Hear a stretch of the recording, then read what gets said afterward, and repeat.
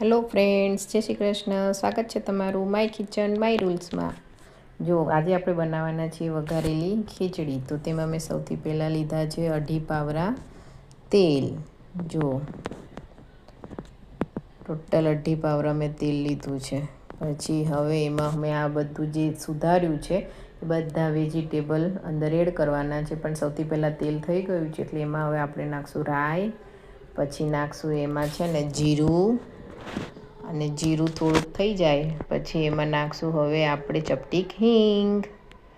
હું હિંગ થોડીક વધારે નાખું છું જેથી કરીને ચોમાસું છે એટલે વાંધો ના આવે, પેટમાં ગડબડ ના થાય. પછી જે આપણે ચોપ કર્યા હતા વેજીટેબલ એ બધા એડ કરી દેવાના. મેં કર્યા છે એમાં શિંગદાણા, ડુંગળી, બટેકા અને વટાણા અને લીમડો. અને જો મસ્ત મિક્સ કરી દેવાનું. હવે એકદમથી મિક્સ કરી દઈએ. પછી હવે એમાં નાખશું આપણે સૌથી પહેલાં હળદર નાખ્યા પછી હવે હું એમાં નાખીશ મરચું.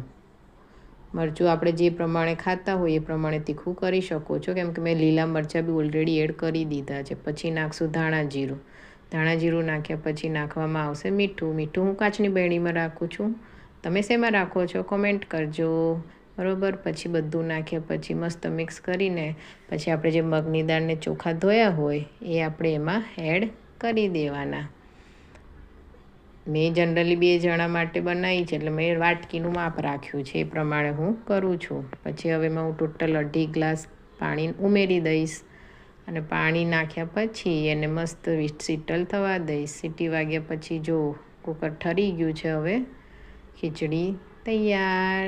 ગરમા ગરમ ખીચડી ખાવા ચલો. આજે મેં ખીચડી સાથે બીજું પણ બનાવ્યું છે. જો શું બનાવ્યું છે તમને હું બતાવું. શું બનાવ્યું હશે એ બોલો. ચલો બતાવી જ દઉં કે શું બનાવ્યું છે. જોડે મેં બનાવી છે કઢી, મારી તો ફેવરિટ છે. કોની છે કમેન્ટ જરૂર કરજો. એમાં પણ છેલ્લે મેં ધાણા ઉમેરી દીધા છે. હવે આપણે પૂછશું મારી બેબીને. જો મેં એમને સર્વ કરી દીધું છે અને હવે આપણે પૂછીએ કેવું લાગ્યું બેટા.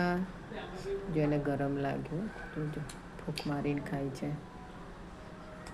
કેવું લાગ્યું બેટું? અરે વાહ, મસ્ત.